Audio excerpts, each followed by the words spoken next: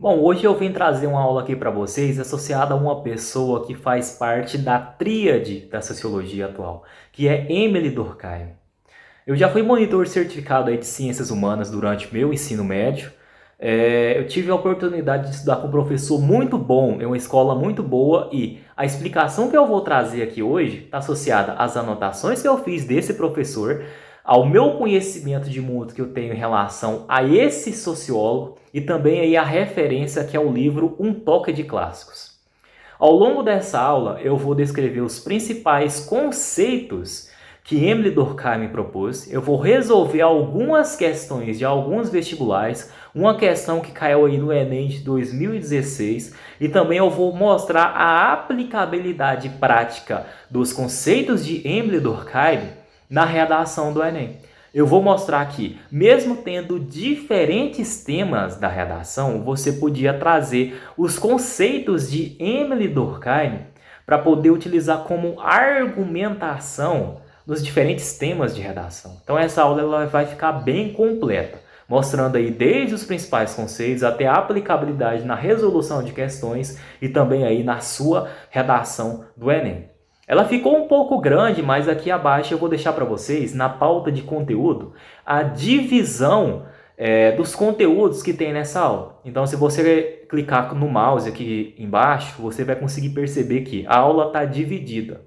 Então, se você quiser saber só um conceito específico de Emily Durkheim, ou então ver só a resolução de exercícios, ou então ver como você poderia utilizar aí Emily Durkheim nas diferentes temas de redação, vai estar aqui dividido embaixo para você conseguir acessar. Então, vamos à explicação. Então, em relação aí a Emily Durkheim, eu vou utilizar como referência aqui um livro, Um Toque de Clássicos, para poder trazer aqui maiores informações aqui para vocês e também para poder aprofundar aí esse conhecimento. Com relação ao contexto histórico que Durkheim passava quando ele propôs aí o seu método de investigação sociológica, temos aí a Revolução Francesa. É na Revolução Francesa que Emile Durkheim ele pôde poder presenciar a revolta armada, a guerra civil em si do povo contra a burguesia. O povo não detinha de direitos iguais, eles eram explorados pela burguesia. E através desse contexto, dessa revolução, que Durkheim também via literalmente cabeças rolando ladeira abaixo, sendo arrancadas pela guilhotina. E através desse contexto histórico, e também fundamentado na corrente filosófica sociológica que é o positivismo de Auguste Comte, que ele utiliza como fundamento básico e teórico para poder fundamentar a sua explicação da realidade em si. Associada à corrente filosófica e sociológica que é o positivismo, ela prega que você deve ter objetividade e neutralidade para poder explicar e investigar o mundo ao seu redor. E através desse rigor de investigação, dessa objetividade do conhecimento proposta pelo positivismo, que Emile Durkheim ele vai ter um pressuposto lógico e teórico para poder fundamentar o seu método de investigação da realidade, para poder explicar o que estava acontecendo na revolução e no contexto por trás dela e o que motiva o indivíduo a agir daquela forma, certo? Baseado aí nesse positivismo de Auguste Comte, o objetivo geral de Emily Durkheim era tornar a sociologia um conhecimento científico com o mesmo rigor de investigação das ciências exatas. Para as ciências exatas, tudo é exato. É fundamentado através da base do cálculo, do raciocínio e da objetividade. Então Durkheim ele queria pegar esse rigor de investigação das ciências exatas para aplicar nas ciências sociais e fazer a sociologia um conhecimento objetivo, científico, com essa mesma investigação, com esse mesmo rigor, para ter a objetividade do conhecimento. E assim explicar e entender o que motivou aquela realidade, daquela época, certo? Então, Emile Durkheim ele também tinha uma tendência conservacionista, de neutralidade, no sentido de que ele queria conservar a situação do jeito que estava. E através dela, sem intervenções, ele vai conseguir explicar aquela realidade sem mexer nela. No sentido de que ele vai deixar a realidade como ela está, mas ele vai conseguir explicar o que motivou ela. Essa é a tendência conservacionista. Então Durkheim ele percebeu que o que motivava o povo a se revoltar, o que motivava aquela situação que estava acontecendo perante aí a revolução, era alguma força exterior ao indivíduo que fazia ele pensar coletivamente, que fazia ele ter interesses individuais centrados na coletividade. E é por isso que os fenômenos individuais, para Emile Durkheim, devem ser explicados aí através da coletividade e não o contrário. Não é o indivíduo que motivou aquela revolução, mas foi o contexto, foi uma instituição, foi uma força exterior ao indivíduo que propôs uma consciência coletiva e motivou o povo a fazer aquela revolta, motivou o povo a fazer aquela revolução. Então, para Durkheim, o indivíduo deve ser explicado através da coletividade, certo? A coletividade, o exterior, as instituições moldam o pensamento do indivíduo. Então, se você conseguir entender o contexto que o indivíduo está inserido, as influências que ele sofre, ele vai conseguir entender o indivíduo. Ele vai entender o que motiva o indivíduo a se comportar naquele meio, naquele contexto social e fazer o que fez. Então, para ele conseguir propor uma forma de investigação objetiva da realidade, Durkheim ele vai fundamentar aí em 1895 um livro que é As Regras do Método Sociológico. É através desse livro que ele propõe uma forma de investigação da realidade, um método de investigação sociológico para poder explicar a realidade, para poder explicar o que motiva os comportamentos individuais e coletivos do indivíduo, certo? Essas regras do método sociológico está associado principalmente ao pressuposto dos fatos sociais. É através dos fatos sociais que Durkheim ele vai conseguir explicar o indivíduo perante a sociedade, o que motiva ele realizar tais comportamentos. Para Durkheim, fatos sociais consistem em maneiras de ser, pensar, agir e de existir, dotadas de coercitividade, exterioridade e generalidade. Para ser considerado um fato social, ele deve ser exterior, coercitivo e geral. Se não tiver essas três características, não é considerado um fato social. O caráter exterior, que é a exterioridade ao indivíduo, significa aí um fenômeno social que atua sobre os indivíduos, mas independe das vontades individuais. Ele antecede a existência individual. O fato social, ele é anterior ao indivíduo. Ele é exterior ao indivíduo. Não foi o indivíduo que conseguiu propor. Não foi o indivíduo que criou o fato social. Ele já existia anteriormente ao indivíduo e é exterior ao indivíduo. Relacionado aí ao caráter da coercitividade, ela está associada a uma força exercida sobre o indivíduo, que obriga ele, através do constrangimento social, a se conformar com regras e normas e valores vigentes. Através do constrangimento, ele vai internalizar regras, normas e valores sem questionamento. Ele internaliza esse caráter, certo? Ele tem essa coerção, essa forma de imposição que o fato social possui, e através dessa característica ele assimila valores e comportamentos coletivos, fundamentados através do contexto envolvido que o ser humano está inserido, certo? O contexto muda as características e as formas de agir, ser e pensar do indivíduo, relacionado aí com o fato social. Então, exterior, coercitivo e também tem a característica de generalidade. A generalidade aí consiste aí na manifestação do fenômeno em toda a sociedade, certo?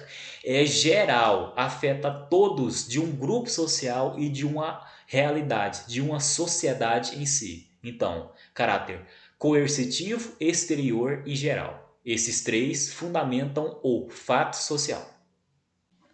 Para poder explicar melhor essas três características aí do fato social e exemplos de fatos sociais, eu trouxe um exemplo aqui mais simples, associado aí a simplesmente figuras geométricas.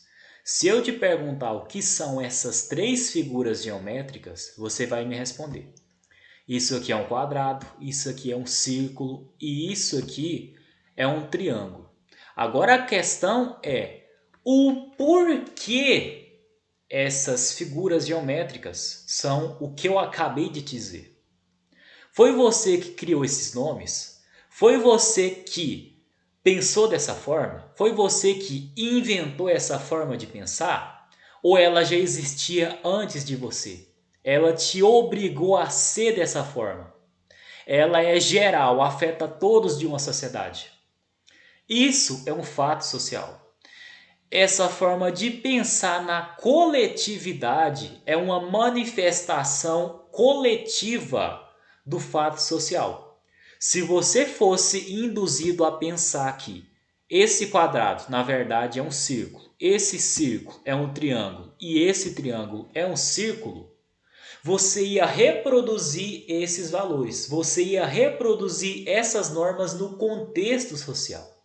A linguagem é um conjunto de códigos que você utiliza para se comunicar com outras pessoas no ambiente, no meio social, com o seu grupo social que você está inserido.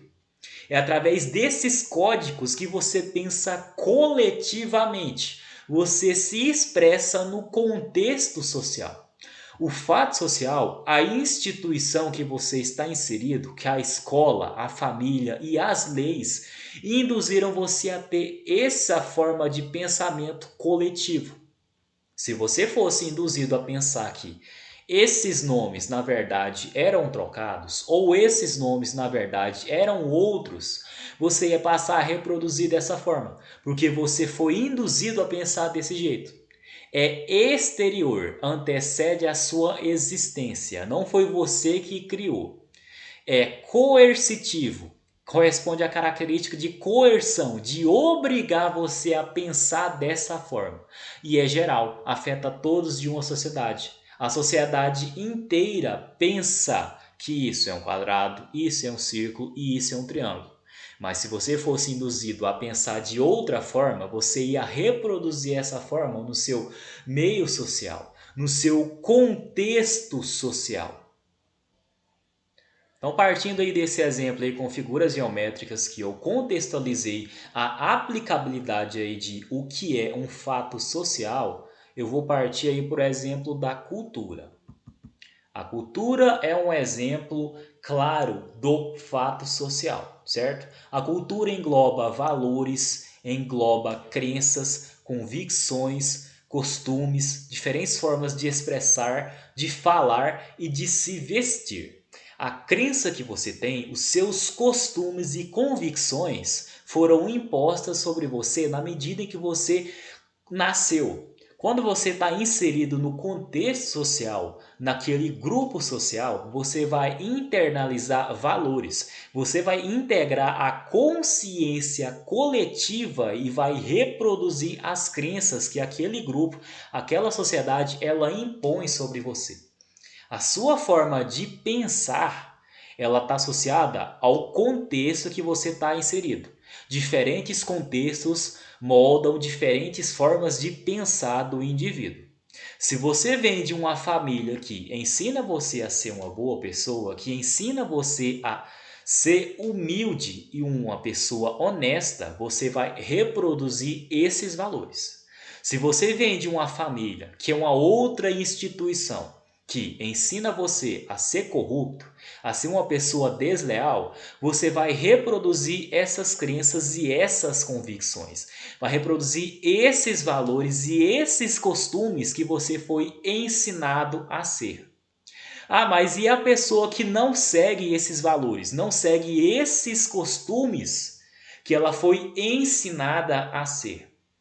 Aí você já está entrando no conceito de outro sociólogo, que é Max Weber. Para Max Weber, é o indivíduo que determina o rumo das suas convicções, certo?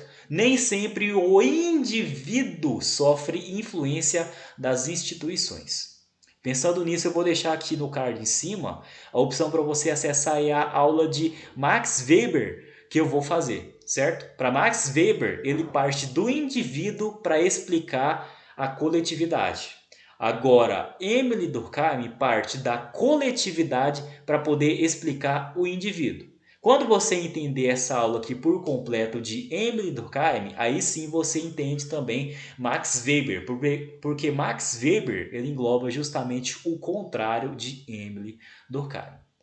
Mas voltando aqui, o exemplo aí da cultura, certo? Você é o que é hoje porque o meio social, as instituições moldaram a consciência coletiva, a sua forma de pensar perante o meio social. E é através desse contexto que você reproduz o que você foi ensinado a ser. Tanto é que você não questiona os exemplos aí de convicções e costumes que você tem. Isso é um quadrado, isso é um círculo, isso é um triângulo. Por quê? Você não questiona isso. Você internaliza esse valor, internaliza esse costume, reproduz no seu meio social e interage com os indivíduos através da linguagem, através de códigos, para se comunicar, conviver e pensar coletivamente. Outro conceito aí que Emile Durkheim apresenta para a gente é a questão aí da consciência coletiva. A existência de uma sociedade e a coesão social que assegura sua continuidade só se torna possível quando os indivíduos se adaptam ao processo de socialização. Ou seja, quando são capazes de assimilar valores, hábitos e costumes que definem a maneira de ser, pensar, agir e de existir, que são características aí do grupo social ao qual pertencem. A consciência coletiva, a sua forma de agir coletivamente, ela é representante do seu grupo. Diferentes realidades moldam diferentes consciências coletivas e diferentes formas de agir perante o meio social. É essa questão da consciência coletiva que Durkheim utiliza para poder explicar o contexto da época da Revolução Francesa. O que motivou as minorias oprimidas a pensar coletivamente para poder montar a revolução, se revoltar contra aquela situação e propor uma maneira radical de mudança da situação. Foi a consciência coletiva que sofre aí influência do fato social. A consciência coletiva também, ela também representa uma grandeza nova. É diferente de uma grandeza individual, porque ela é uma grandeza coletiva. Ela está associada a toda a sociedade.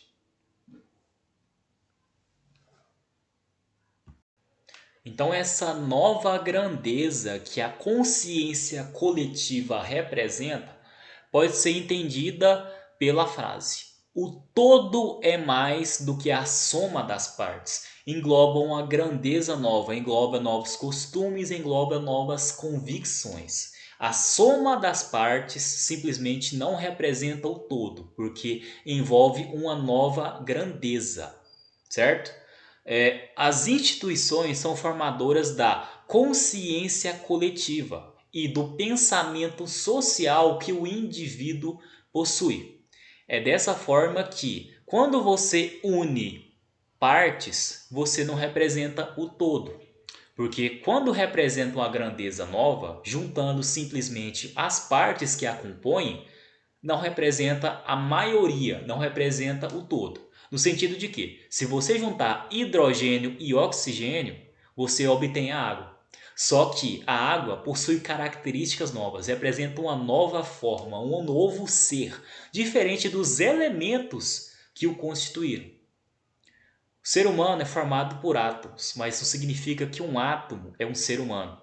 Ele faz uma parte constituinte, mas o ser humano é outra parte, é mais do que simplesmente a união de átomos.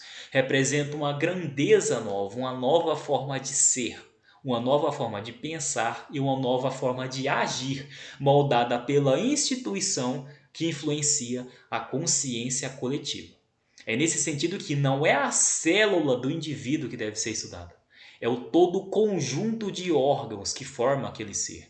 É todo o conjunto de instituições que moldam o pensamento do indivíduo perante a coletividade, perante o meio social. O indivíduo é o que é hoje porque ele sofreu influência de uma instituição que moldou a consciência coletiva, o pensar na sociedade, o pensar no indivíduo e representa o que ele é hoje.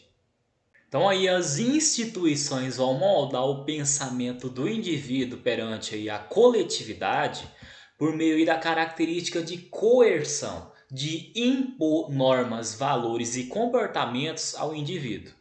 E essa coerção aí representa aí que o fato social, a coerção do fato social também é estabelecida aí por meio de sanções morais ou jurídicas. O que é sanções? Simplesmente punições.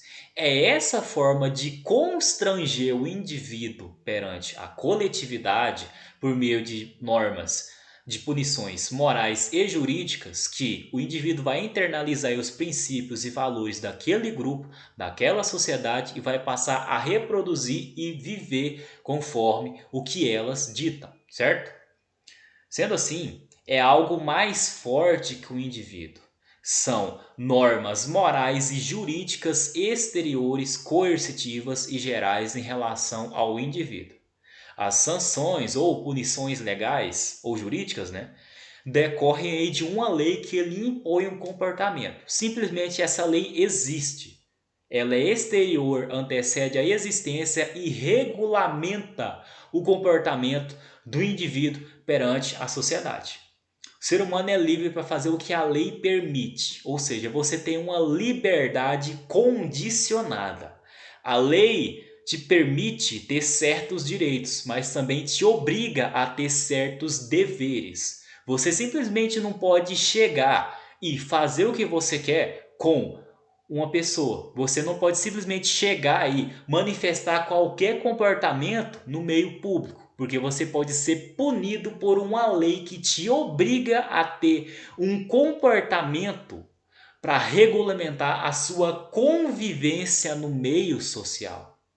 Exemplo, é proibido, por exemplo, exercer aí o crime de matar uma pessoa. Se você fizer isso, tem punição para isso. A lei vai regulamentar esse comportamento para impedir você agir de qualquer forma, de impedir você agir como bem entender no meio social. Essa é a questão de sanções legais ou jurídicas. Então, uma lei, a função da punição é pedagógica. Chega um momento em que o indivíduo passa a obedecer. Quando você passa a ter uma forma de punição, você tem a questão pedagógica por trás dessa punição para fazer você ficar constrangido socialmente e não vai realizar o mesmo erro, não vai realizar a mesma ação de novo. Exemplo aí, uma multa de trânsito. Se você ultrapassar em local proibido e tomar uma multa por conta daquilo, você vai ter essa questão pedagógica por trás da aplicação da multa. E quando você ficar tentado a ultrapassar em local proibido de novo, você vai lembrar daquela punição. Você vai lembrar daquela sanção legal ou jurídica que você passou. E a partir disso você vai fazer um cálculo pessoal. Compensa mais eu esperar ou ultrapassar em local proibido? Se eu ultrapassar em local proibido, eu corro o risco de levar outra multa. Vai chegar um momento que você vai obedecer. através dessa punição jurídica, você vai passar a obedecer o indivíduo, vai passar a obedecer e comportar coletivamente de acordo com as regras instituídas pela instituição e pelas punições. É nesse sentido que o que ameaça a sociedade não é o crime, mas é a impunidade de quem o cometeu.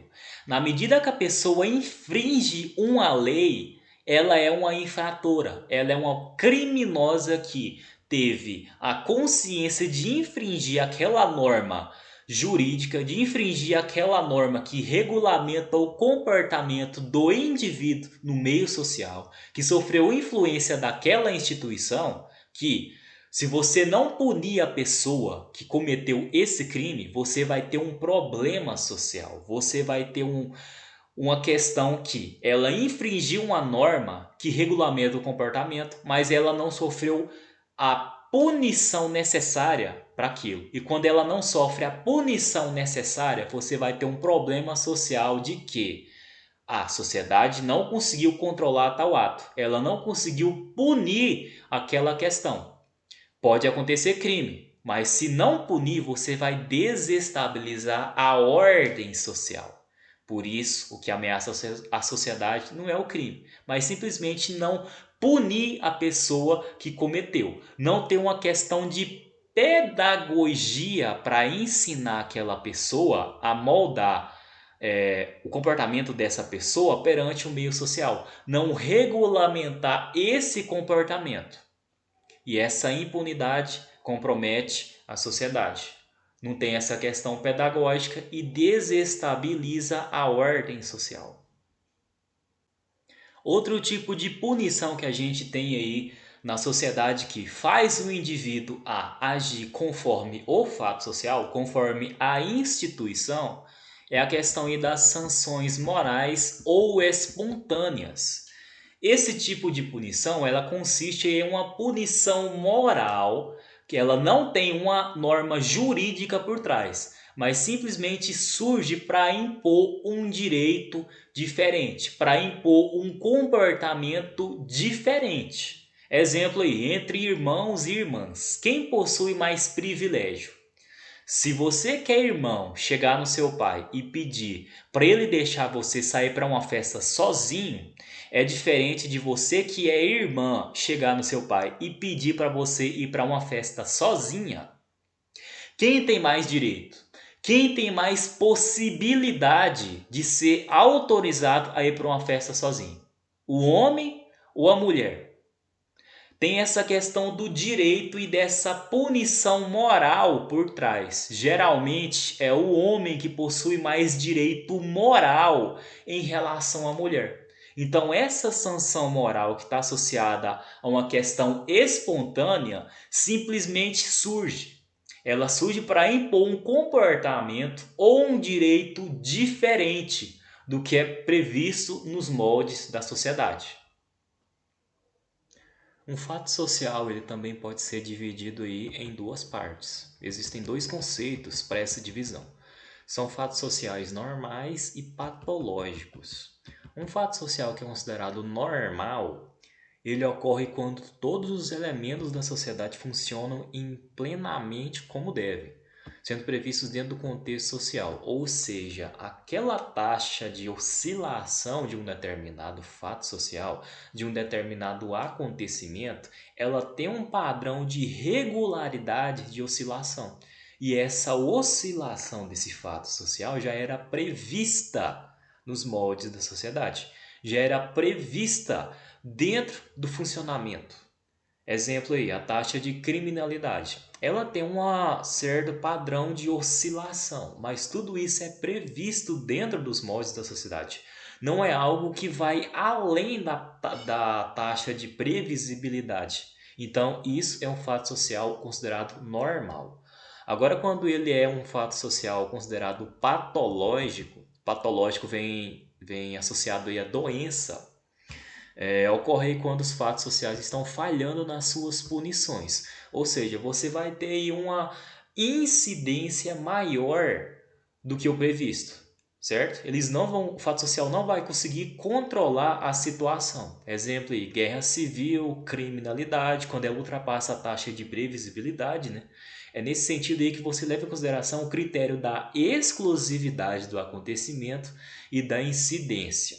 Quando ultrapassa o critério da exclusividade, quando ultrapassa o critério da incidência, quando esse fato social é exclusivo daquela situação, que não está previsto dentro da taxa de oscilação e de regularidade de um contexto social, ele já vai ser considerado um problema social, porque ele é um fato social patológico.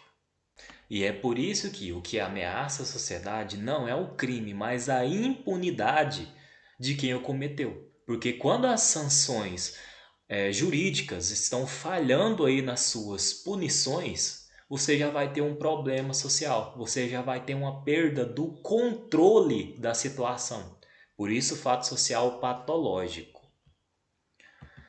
Relacionado aí às instituições sociais e à consciência coletiva, são as instituições que são formadoras da consciência coletiva e da opinião do indivíduo, como eu havia mencionado aí anteriormente, né?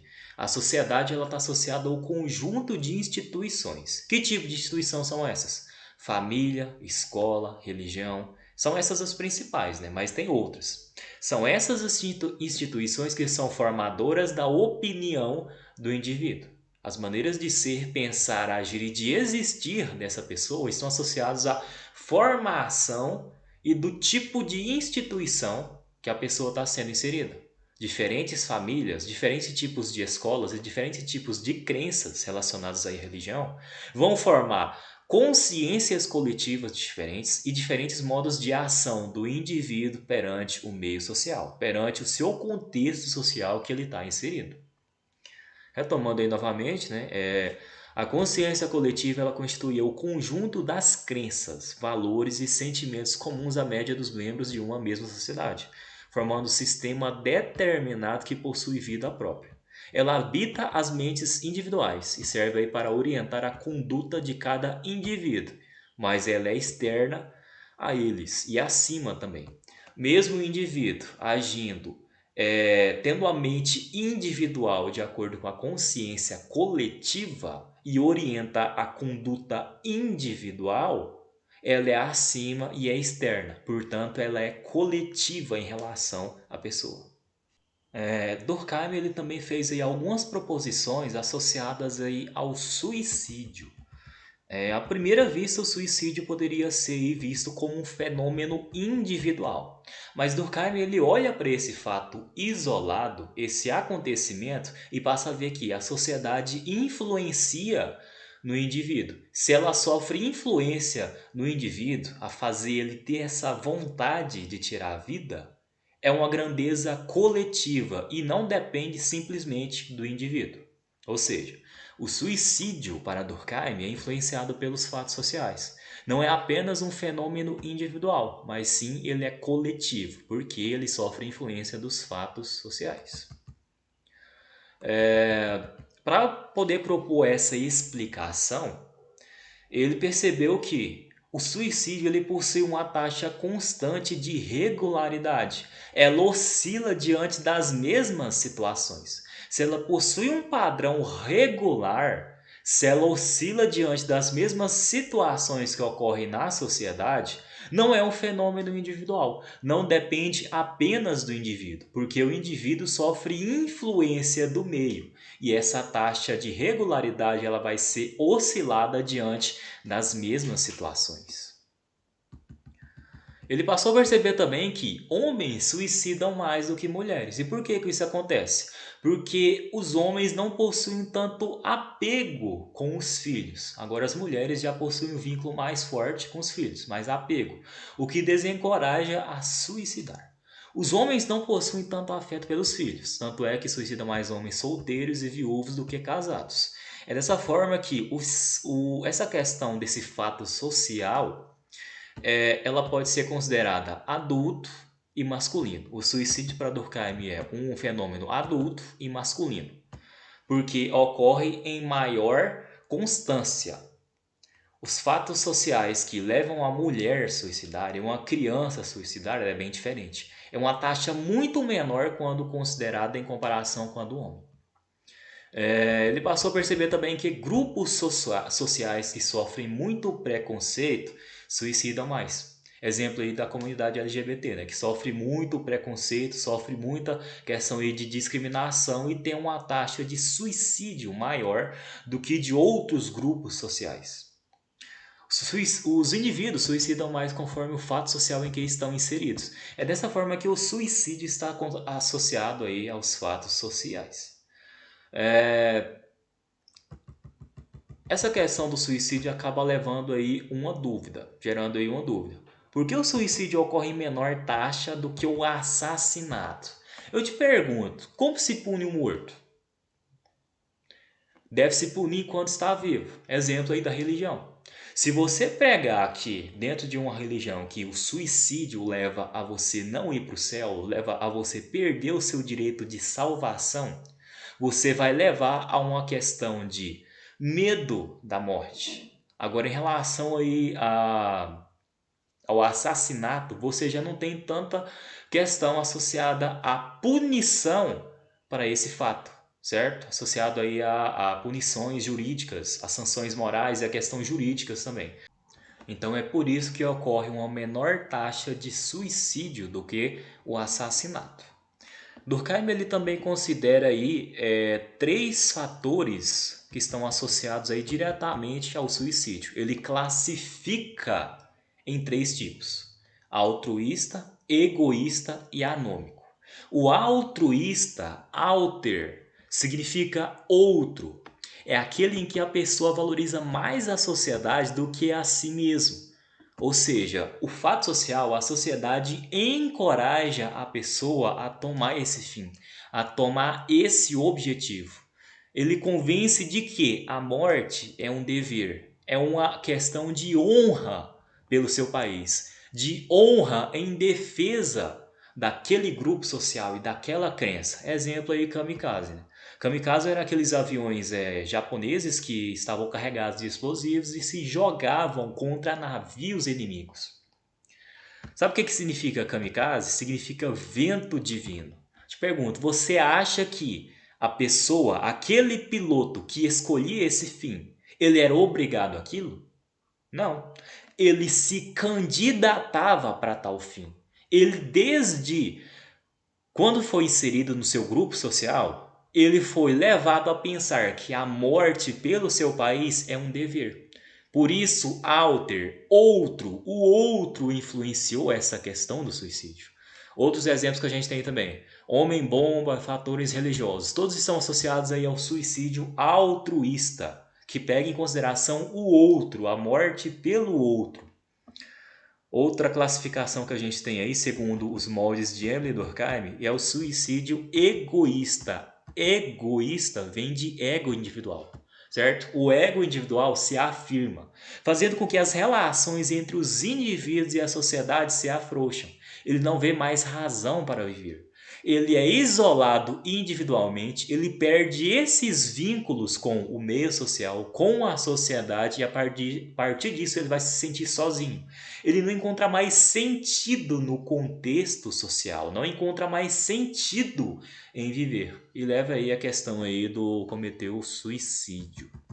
Outra coisa que a gente tem também é o suicídio anômico. Anômico vem de anomia social.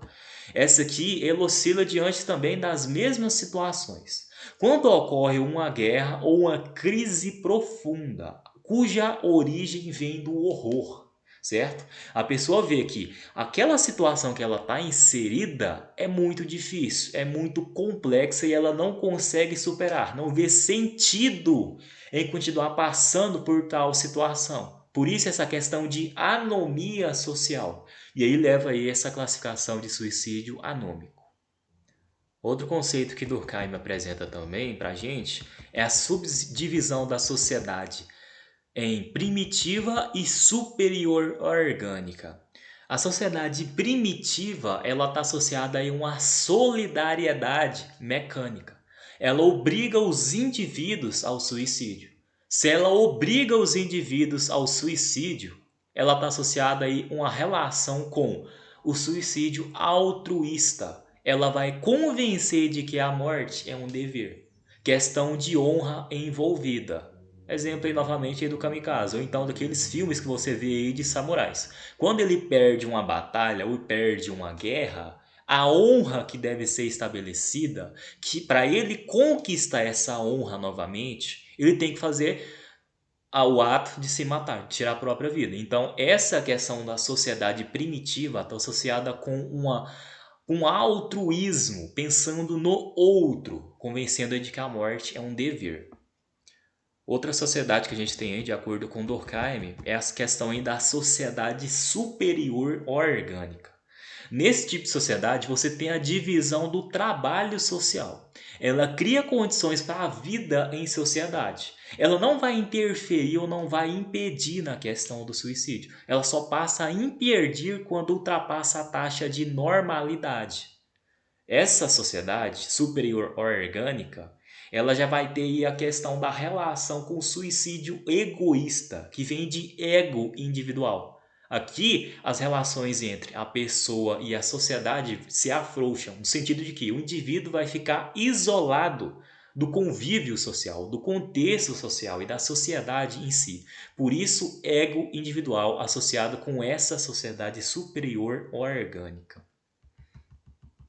Por fim aí, a questão do suicídio precisa de 5 fatores que estão associados. Precisa ser a própria pessoa, o próprio corpo, a própria força, a própria finalidade e a própria vida. A pessoa já estava sabedora daquela situação.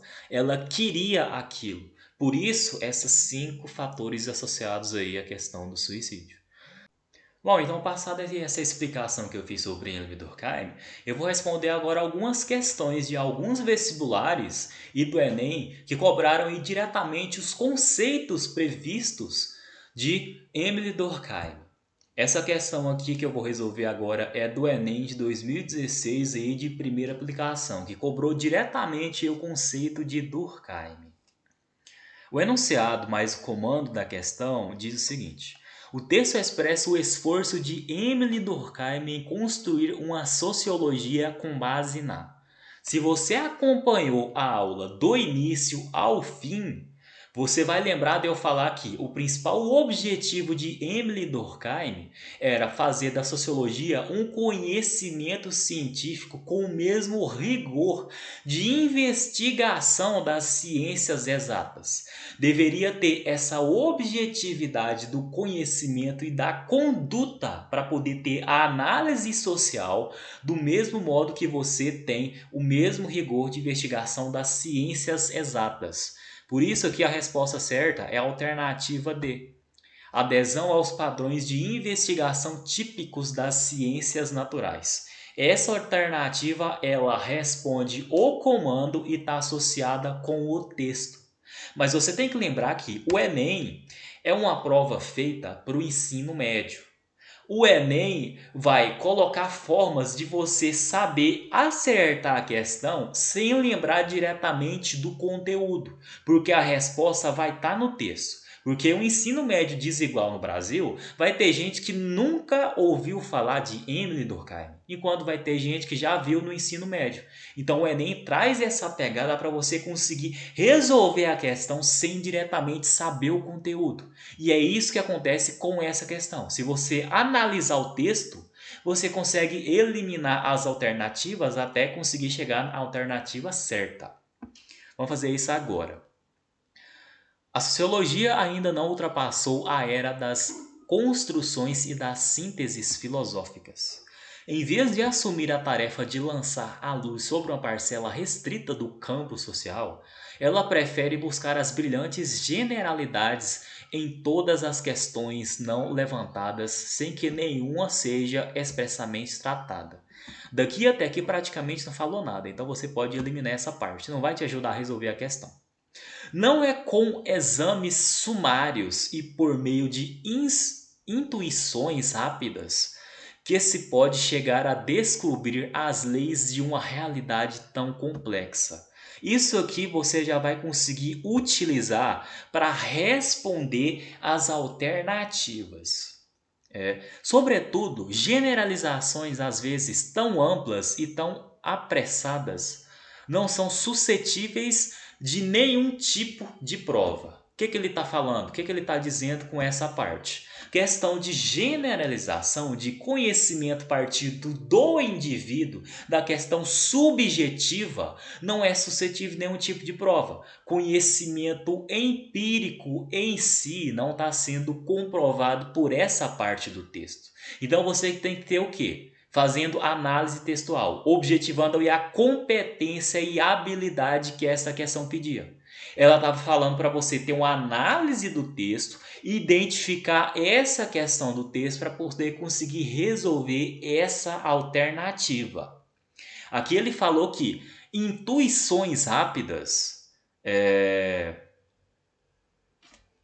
não é com exames sumários e nem por intuições rápidas que você vai conseguir chegar a descobrir leis de uma realidade tão complexa. Não é pela sua intuição, pelo seu conhecimento que você vai conseguir chegar à objetificação do conhecimento, ao conhecimento analítico proposto da realidade, proposto aí pelo conhecimento sociológico. Agora, quando você faz essa análise do texto, tem essa compreensão textual, você volta pro comando novamente. O que o comando está pedindo?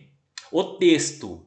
Está falando no texto? Então a resposta está no texto. O texto expressa o esforço de Emile Durkheim em construir uma sociologia com base na vinculação com a filosofia como um saber unificado. Eu te pergunto, você consegue ter correspondência com essa alternativa no texto? Você consegue validar essa alternativa no texto? Qual que é o objetivo de Durkheim? É construir uma sociologia que está baseada na vinculação com a filosofia como saber unificado, como saber único. Não dá para afirmar isso no texto. No texto não tem nenhuma conexão que você consegue fazer com essa alternativa para poder vincular ela com essa resposta. Então ela está errada. A letra B. Reunião de percepções intuitivas para demonstração. Olha essa palavra. Intuitiva. Olha no texto. Não é com exames sumários e por intuições rápidas que se pode chegar a descobrir as leis de uma realidade tão complexa. O texto já está negando essa alternativa. Emile Durkheim não propõe isso com a nossa análise textual. Porque se você reunir percepções intuitivas para a demonstração, você não vai garantir aí o conhecimento científico, não vai garantir aí a construção da sociologia com base nos preceitos de Emile Durkheim. Então essa alternativa, ela também está errada. Partindo aí para a alternativa C. Formulação de hipóteses subjetivas sobre a vida social. O que o texto fala? Sobretudo, generalizações às vezes tão amplas e tão apressadas não são suscetíveis de nenhum tipo de prova. Não dá para você marcar essa alternativa, porque ela está falando de hipótese subjetiva. E de acordo com o texto, se você tiver generalização, se você tiver essa questão de subjetividade partindo do indivíduo, ela não constitui o objetivo da sociologia fundamentada em Emile Durkheim. Porque o conhecimento baseado na sociologia de Emile Durkheim, deve ser fundamentado com o rigor de investigação das ciências exatas. Então, essa hipótese subjetiva, não dá para você validar essa alternativa de acordo com o texto. Então, você consegue eliminar de acordo com essa análise textual. Vamos pular a alternativa D e para a alternativa letra E. Incorporação de um conhecimento alimentado pelo engajamento político. Me fala onde você consegue validar essa alternativa no texto. O texto, em algum momento, fala de engajamento político, fala que para você ter esse objetivo da sociologia de Emile Durkheim, ela é construída com base em conhecimento alimentado pelo engajamento político. Você não consegue validar essa alternativa no texto. Isso aqui é um caso de interpretação. Você está interpretando o texto subjetivamente. Você está inferindo do texto coisas que não estão nele. É isso que é a questão de interpretação. Você tem que fazer uma análise textual fundamentada nas competências e habilidades necessárias para resolver essa questão. Gabarito letra D. A adesão aos padrões de investigação típicos das ciências naturais. Essa alternativa é a única que responde o comando e é validada no texto. Você consegue validar essa alternativa quando você tem essa análise aprofundada do texto. Não é fácil você ter essa distinção, não é fácil você identificar essa alternativa. Por isso é mais fácil, às vezes, você eliminar a alternativa errada do que você encontrar a alternativa certa. E essa competência e habilidade necessária para resolver isso é muito difícil você ver no ensino médio. E é por isso que, se você estudar para uma prova de ensino médio e você estudar para o Enem, não é a mesma coisa, porque o ensino médio você cobra, é cobrado decoreba de conteúdo, decoreba de conhecimento. E no Enem não é isso. Vai ter gente que é especialista em questão da sociologia. Tem professor de sociologia que faz o Enem, mas nem sempre isso vai garantir que ele vai acertar essa questão. Porque se ele ficar nessa questão de decoreba do conteúdo, talvez ele pode não resolver essa alternativa baseado no comando, se ele não incorporar essa competência e essa habilidade. Cursinho pré-vestibular que ensina conteúdo tradicional e não mostra a aplicabilidade do conteúdo no Enem, esse cursinho não tem compromisso com a sua aprovação. Ele tem compromisso com o seu dinheiro.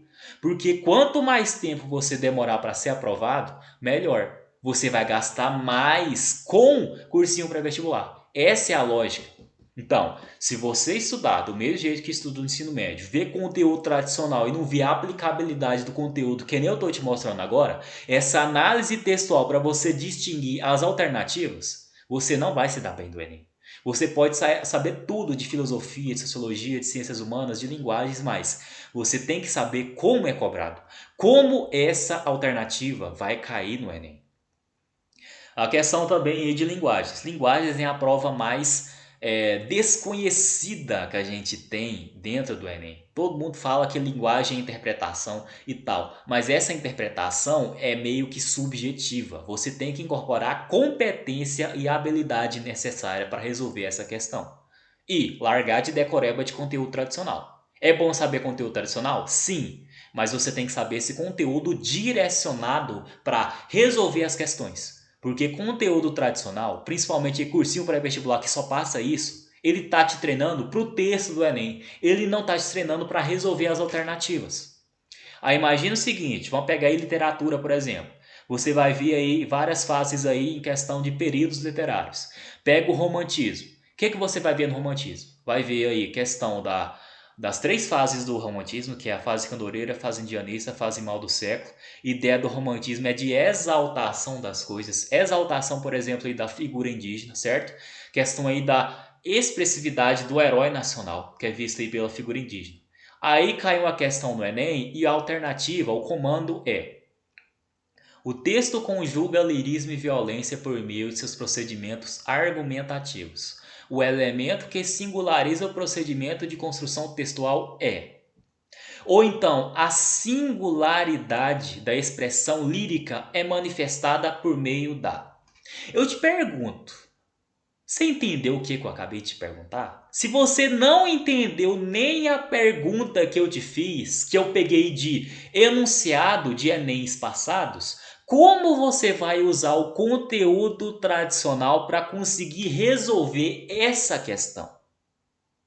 Não tem como, você tem que incorporar a competência e a habilidade para resolver a prova do Enem. E o Enem te possibilita acertar a questão sem diretamente saber o conteúdo. você tem que saber as competências e habilidades previstas na matriz de referência do Enem, ter essa análise aprofundada do texto para validar a alternativa com o comando com o texto, certo? Vou passar agora aqui para as questões aqui de vestibular. O vestibular agora ele já tem uma pegada totalmente diferente do Enem. Você não vai depender apenas do texto para poder resolver a questão. Você tem que ter uma questão de interdisciplinaridade. Você tem que saber literalmente o conteúdo tradicional para poder aplicar nas questões.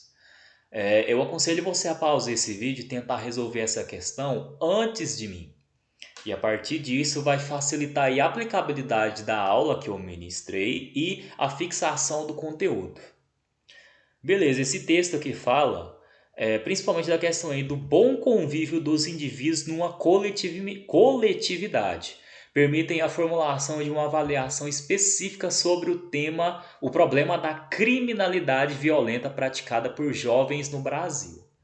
Assinala a alternativa que está em conformidade imediata com os pressupostos sociológicos mostrados no texto. Ou seja, para você resolver essa questão da criminalidade, o que você precisa fazer?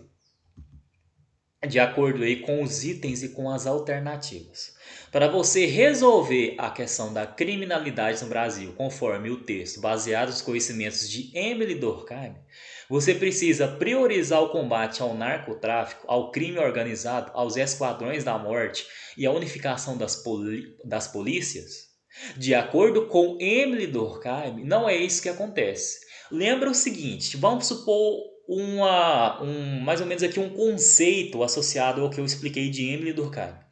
Você vai ter que arrancar o mal pela raiz. Você combater diretamente esse problema não vai resolver. Por quê? Porque tem outra coisa exterior, no caso, uma instituição que está ensinando o indivíduo a ser criminoso, a ser violento. Então, se você atacar diretamente o mal e não resolver o que causa o problema, você não vai resolver essa questão da criminalidade, de acordo com os pressupostos de Emily Durkheim. Então, essa alternativa aqui está errada. A segunda, letra B. Estimular a produção econômica para a geração de empregos, enfatizando aqueles voltados à população de 15 a 24 anos. Olha, não, é mais ou menos a mesma pegada da letra A. Você tem que atacar o mal pela raiz. Você não deve tentar atacar diretamente esse problema, mas sim o que causa o problema. O indivíduo que ele tem uma instituição familiar que ensina ele a ser preconceituoso, a ter desonestidade e ser uma pessoa corrupta e praticar criminalidade, ele vai ser ensinado dessa forma, ele vai ter essa essência, ele vai ter essa consciência de que ele deve praticar aquilo. E mesmo tendo oportunidades econômicas aí, né, de empregos, ele não vai optar por essa opção, porque ele não está ensinado a trabalhar. Mesmo ele tendo oportunidade, ele está ensinado a ser a pessoa que a instituição fez ele ser. Alternativa letra C. Promover a instituição familiar, reforçar o papel socializador da escola com ênfase na educação para a paz e para a cidadania e melhorar o funcionamento do sistema legal. Alternativa letra C. Isso aqui não tem nem muita discussão. De acordo com os pressupostos que eu apresentei aí de Emily Durkheim, a instituição é o fato social que determina a ação do indivíduo perante a sociedade. Então, se você promover aí a instituição familiar, a cidadania, o papel socializador da escola, você vai ter um indivíduo que vai ser ensinado desde criança que o crime, a criminalidade é errada. Ela é uma questão moral, é um problema social. Então, ela vai ser ensinada a não praticar esse ato. Por isso, a alternativa que está em conformidade com a questão do fato social, a questão das instituições que são formadoras da opinião do indivíduo faz correspondência com essa alternativa. Por isso, o gabarito é a letra C. Alternativa letra D. Detectar antecipadamente os jovens portadores de personalidade irritável, impulsiva e impaciente e providenciar o tratamento terapêutico como política pública. Mais uma vez, lembra que você tem que atacar o mal pela raiz. Se você atacar diretamente esse problema, você não vai atacar o que está causando esse problema e não vai resolver. Porque se você tentar resolver diretamente o problema, tem o que causa que não está resolvido e vai sempre gerando mais pessoas, mais jovens aí propícios à criminalidade, se você não atacar o problema pela raiz, a essência do que causa o problema. Letra E. Investir no controle da natalidade, reduzindo o número de nascimentos a médias compatíveis com os índices de desenvolvimento econômico previstos. Mais uma vez, essa alternativa aqui é a mais sem lógica. Investir no controle da natalidade. Então significa que se você diminuir o número de nascimentos, o número de filhos, você vai resolver o problema da criminalidade? Não tem correspondência com os pressupostos de Emile Durkheim e também nem com o texto. Então, o gabarito dessa questão é a alternativa C. Então, partindo aí para outra questão de outro vestibular. Essa aqui ela já pergunta. Das alternativas abaixo aí, né, assinale a única incorreta. Então, quer dizer que você tem que identificar a incorreta de acordo com a relação entre indivíduo e sociedade proposta por Emile Durkheim. O indivíduo tem nula. A alternativa letra A. O indivíduo tem nula importância para a compreensão da sociedade, que tem origem exterior aos indivíduos. O todo é mais que a soma das partes. Isso aqui está diretamente associado ao que eu falei, certo? A sociedade ela é formadora da opinião coletiva. Então você tem que entender a sociedade. Para você entender o indivíduo, você não deve focar na ação individual, e sim na ação coletiva. O que formou aquele indivíduo? Por isso ele tem nula importância para a compreensão da sociedade. Essa alternativa está certa de acordo com os pressupostos de Emile Durkheim. Alternativa B. Se a origem da sociedade constrói-se independente do indivíduo, sua transformação e mudança é resultado das alterações na consciência coletiva. Até aqui, ela tem uma parte de verdade nessa alternativa, mas olha o final dessa alternativa. Propiciadas pela cristalização da insatisfação dos indivíduos contra a atuação das instituições. Isso aqui está errado, porque não é o indivíduo que está contra a atuação das instituições. A sociedade é o conjunto das instituições que formam o pensamento coletivo. Então não é o indivíduo que vai atuar contra a instituição, porque é a instituição formadora da opinião coletiva do indivíduo. Então, essa parte invalida essa alternativa. Então, a alternativa incorreta a ser marcada nessa questão é a alternativa letra B. Porque a gente conseguiu eliminar essa parte de acordo com os pressupostos estabelecidos aí por Emile Durkheim. Porque aqui ela está falando que parte do indivíduo, mas não é do indivíduo. É da instituição, é da exterioridade, é da sociedade. Alternativa C. O ódio que individualmente sentimos diante do crime é resultado de uma pressão exercida pela moral social, sendo exterior e por isso generalizando-se, na medida em que somente assim fundamentar-se-ia a necessidade de controle dos indivíduos, coerção e punição dos que desobedecem, servindo ainda de fundamento e alicerce da sociabilidade. É exatamente aquilo que eu falei na explicação associado à coerção e punição. Qual que é a função da punição? A punição tem função pedagógica. Chega um momento em que o indivíduo vai obedecer de acordo com a pressão e constrangimento exercido aí pela moral social. E qual que é a característica do fato social? Exterior, coercitivo e geral. Aqui está falando exterior, coerção. Então está de acordo com os pressupostos estabelecidos por Emile Durkheim. De acordo com essa alternativa, que está correta. Alternativa letra D. Nossos hábitos e costumes acabam por generalizar-se porque são exteriores. Dessa forma, são maciçamente impostos a nós. que nos adequamos aos padrões ditados e definidos pela consciência coletiva e instituições sociais de nosso tempo, diante de ser geral por estar nas partes, está nas partes por ser geral. Isso aqui está completamente certo, essa alternativa. Está de acordo com o fato social. O fato social consiste em maneira de ser, pensar, agir, de existir, dotadas de coercitividade, exterioridade e generalidade, certo? A instituição influencia a consciência coletiva. A instituição impõe a nós hábitos e costumes que acabam por generalizar, porque são exteriores, certo? 3 características de fato social: exterior, coercitivo e geral. Por isso, essa alternativa está correta. Então, o gabarito da nossa questão é a letra B, a única que está incorreta, de acordo com os pressupostos de Emile Durkheim.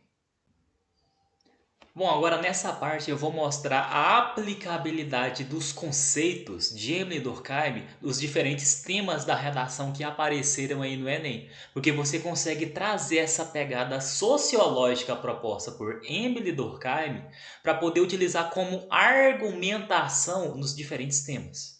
Essa aula aqui, essa parte, vai ser fundamentada na questão de argumentação, para poder explicar a fundo sobre redação, sobre interpretação e análise do tema da redação e o que você deve fazer na redação. Eu já fiz aqui a aula completa que eu vou deixar no card acima para você conseguir acessar posteriormente. Essa parte eu vou aplicar alguns conceitos de Durkheim na argumentação que você podia pensar para usar nos diferentes temas que caíram aí no Enem dos últimos anos. Tema aí do Enem de 2022, nesse ano que eu estou fazendo aqui o vídeo. Desafios para a valorização de comunidades e povos tradicionais no Brasil. Olha, essa questão de valorização de comunidades e povos tradicionais, você podia abordar a questão do conceito de consciência coletiva para usar como argumentação. Porque se você tiver uma alteração da consciência coletiva da população para focar a coletividade em relação para poder valorizar a comunidade e povo tradicional, você podia citar Emile Durkheim na sua redação para associar com esse tema. Porque se você alterar a forma de pensamento da população, a consciência coletiva para destinar a valorização da comunidade e povo tradicional, você podia argumentar em relação a isso. Quais são aí os desafios para valorizar a comunidade e povo tradicional? Desafios, nesse caso, é uma palavra-chave desse tema, que você não pode esquecer, porque o tema foca em desafio. Qual que é os desafios para valorizar povos tradicionais e comunidades? Então, esse desafio você podia puxar para o lado da consciência coletiva.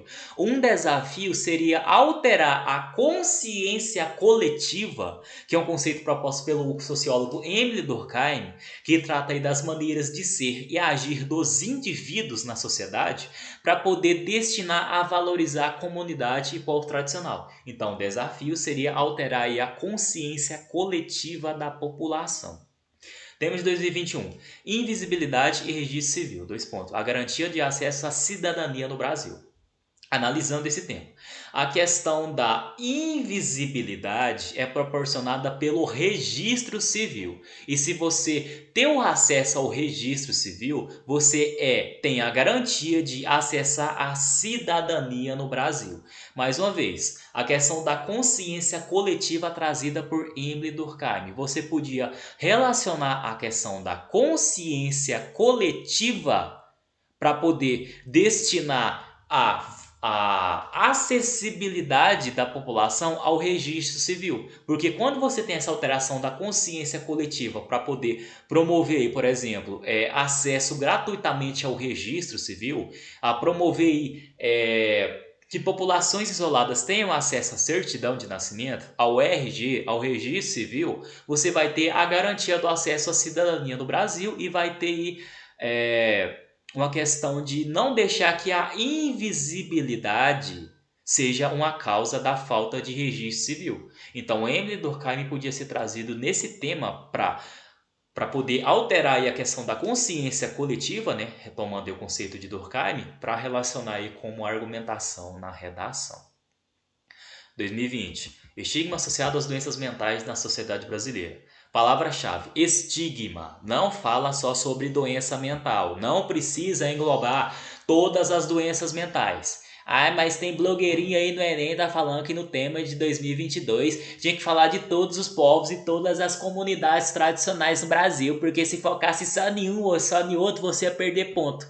Ah, então quer dizer que em 2020 você tinha que falar de todas as doenças mentais na sociedade brasileira. É isso então que você tinha que fazer para poder ir bem na redação? Lógico que não. Para de seguir blogueirinho do Enem que só presta para poder pegar e fazer você ir mal no Enem. Sinceramente, uma crítica que tem esse pressuposto não vai te ajudar a ser aprovado no Enem.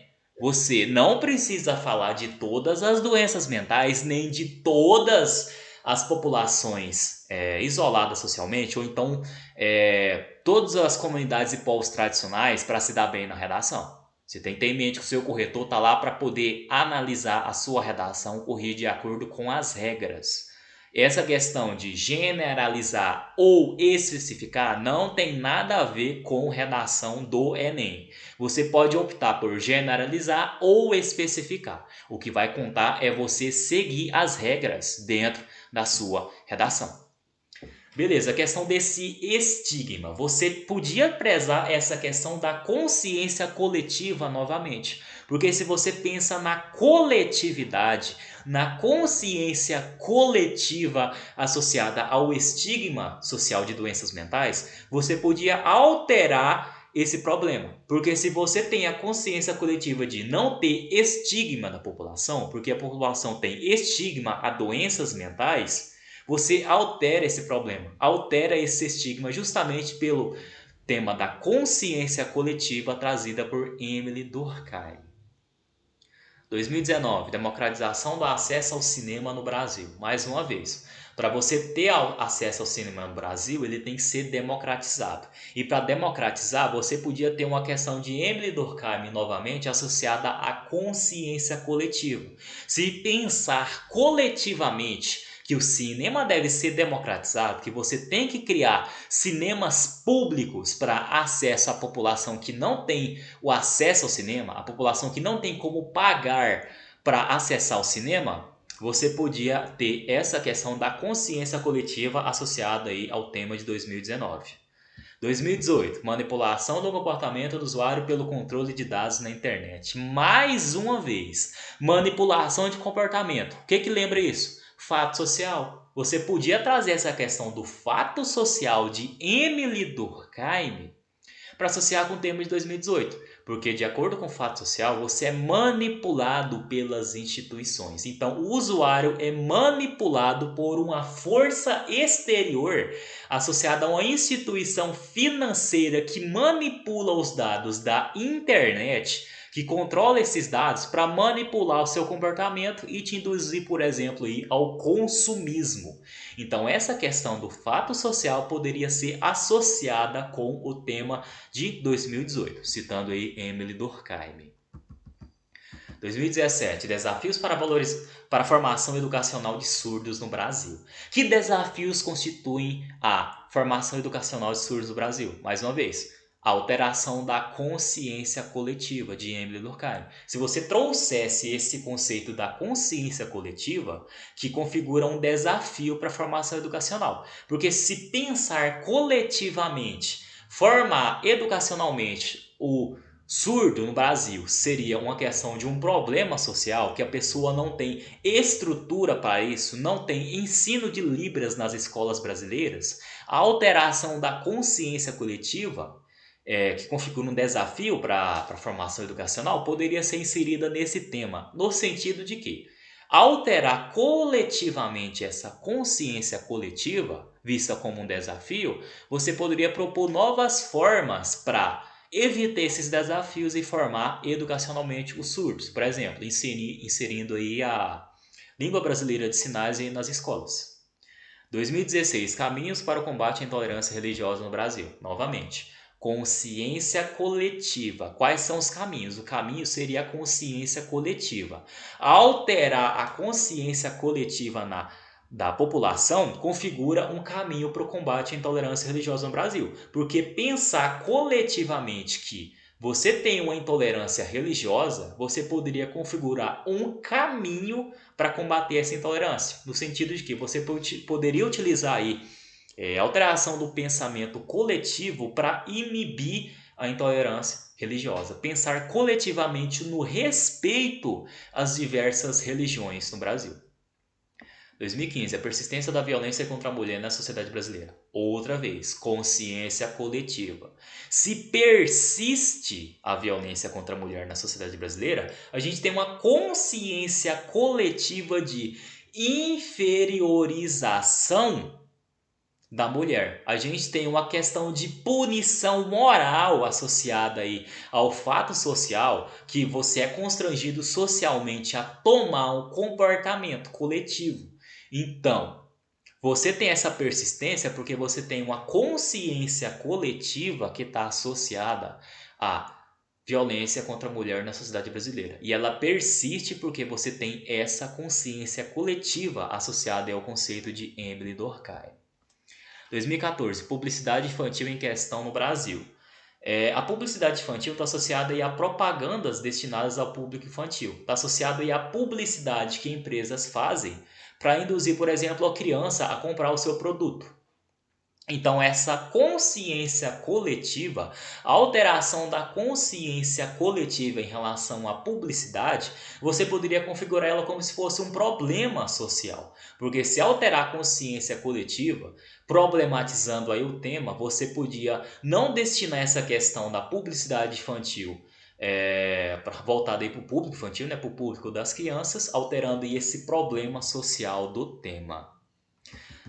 No tema de 2020 também, o estigma associado às doenças mentais na sociedade brasileira, você poderia prezar pela questão do suicídio, certo? O suicídio altruísta, alter, outro. O estigma está associado a uma instituição que te ensina a ter o preconceito, a ter a discriminação contra doenças mentais na sociedade brasileira. Então, essa foi minha aula. Essa aula já está encaminhando agora para o fim, tá? Espero que tenha te ajudado a percorrer os principais conceitos de Emily Durkheim, a ver a aplicabilidade prática desse conteúdo na resolução de questões e também como você poderia usar os conceitos na redação do Enem. Então, tchau, tchau, obrigado, valeu!